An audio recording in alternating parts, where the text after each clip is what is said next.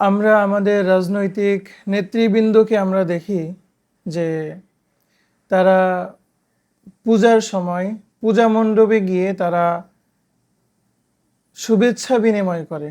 তারা যারা বিধর্মী আছে, অমুসলিম আছে, তাদের বিভিন্ন উৎসব, তাদের পূজা অর্চনার সময় তাদের কাছে গিয়ে তারা একাত্মতা পোষণ করে, শুভেচ্ছা বিনিময় করে।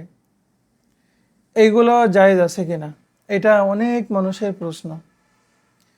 তো একজন মুসলমান হিসাবে কোনোভাবেই, কোনো অবস্থাতেই সে রাজনৈতিক নেতা হোক, সাধারণ মানুষ হোক, সমাজসেবক হোক, কারোর জন্যই হিন্দুদের বা অমুসলিম কোনো অনুষ্ঠানে গিয়ে শুভেচ্ছা জানানো এটা কোনোভাবেই জায়েজ নাই। কোনোভাবেই একজন মুসলমান হিসাবে, একজন মুমিন হিসাবে এটা কোনোভাবেই সুযোগ নাই। দেখেন, ঈমান এটা অত্যন্ত স্পর্শগত একটা বিষয়। দেখেন, আমরা জন্মসূত্রে মুসলমান হয়েছি, শুধু জন্মসূত্রে মুসলমান হয়েই কিন্তু আমরা ঈমান নিয়ে আমরা কবরে যেতে পারবো এরকম কোনো বিষয় নাই।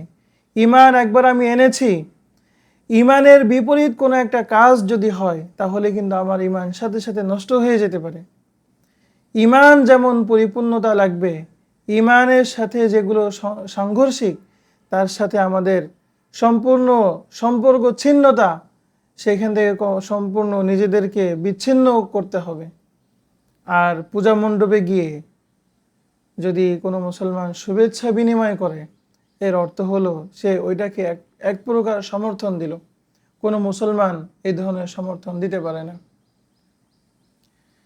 এখানে আমি উল্লেখ করব সুনানে কুবরা বাইহাকি, এই হাদিসের কিতাবের মধ্যে 18,862 নম্বর হাদিসে আছে, হযরত ওমর ইবনুল খাত্তাব রাদিয়াল্লাহু তাআলা আনহু বলেন, ইজতানিবু আ'দা আল্লাহি ফি ঈদিহিম, আল্লাহ তাআলা যারা দুশমন আছে, যারা অমুসলিম আছে, তাদের ধর্মীয় যে উপাসনালয় সেখানে তাদের উৎসবের সময় তোমরা যেও না। অন্য একটা বর্ণনায় এই বর্ণনা আছে মুসান্নেফে আব্দুর রাজ্জাক 1609 নম্বর বর্ণনা। এখানেও হযরত ওমর ইবনুল খাত্তাব রাদিয়াল্লাহু তাআলা আনহু থেকে বর্ণিত, তিনি বলেন, লা তাদখুলু আলাইহিম ফি কানাইসিহিম ইয়াওমা ঈদিহিম, অমুসলিমদের যখন বিভিন্ন ধর্মীয় অনুষ্ঠান হয় সে সময় তাদের ওই গির্জা, তাদের মন্দিরে তোমরা যেও না। কেন যেও না? উনি সুন্দরভাবে এই কারণটা ফুটিয়ে তুলেছেন, ফাইন্না সাখতাতা তানজিলু আলাইহিম, কেননা ওই সময় যারা তীব্র প্রচণ্ড কুফরির মধ্যে লিপ্ত আছে, আল্লাহ তাআলার গজব, আল্লাহ তাআলার রাগ, ক্রোধ ওই সময় তাদের উপরে বর্ষিত হয়, নিক্ষিপ্ত হয়। তো যখন আল্লাহ তাআলার বিশেষ কোনো ক্রোধ একটা অঞ্চলে, একটা ঘরের উপরে, একটা পরিমণ্ডলে যখন বর্ষিত হচ্ছে, আমি মুসলমান হিসাবে সেখানে শুভেচ্ছা জানাতে পারি কিভাবে? আমি এটা কোনোভাবেই বৈধ নয়। এই জন্য এটা আমরা অত্যন্ত সতর্ক থাকব।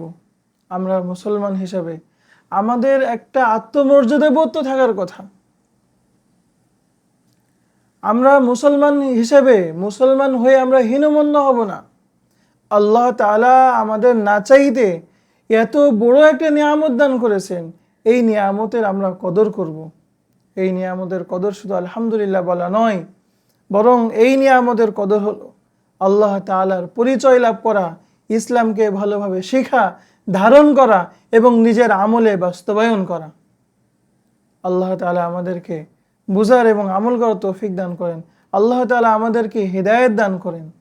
আমরা এই দোয়া বেশি বেশি পড়তে পারি, রব্বানা লা তুজিগ কুলুবানা বা'দা ইয হাদাইতানা ওয়া হাব লানা মিন লাদুনকা রাহমা ইন্নাকা আনতাল ওয়াহ্হাব।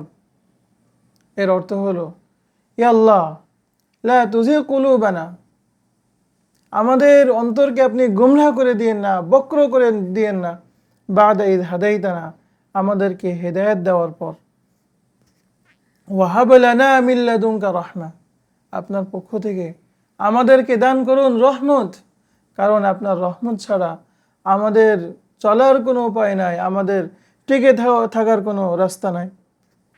ইন্নাকা আনতাল ওয়াহাব, নিশ্চয় আপনি অনেক দানকারী, সব কিছু আপনিই দান করে থাকেন। আল্লাহ তাআলা আমাদেরকে যাতে গুমরাহ না করে দেন, পথভ্রষ্ট না করে দেন, আমরা এই দোয়াটা বেশি বেশি পড়ার চেষ্টা করব। যাদের মুখস্থ নয় আমরা মুখস্থ করে নিব। আল্লাহ তাআলা আমাদেরকে হেদায়েত দান করেন।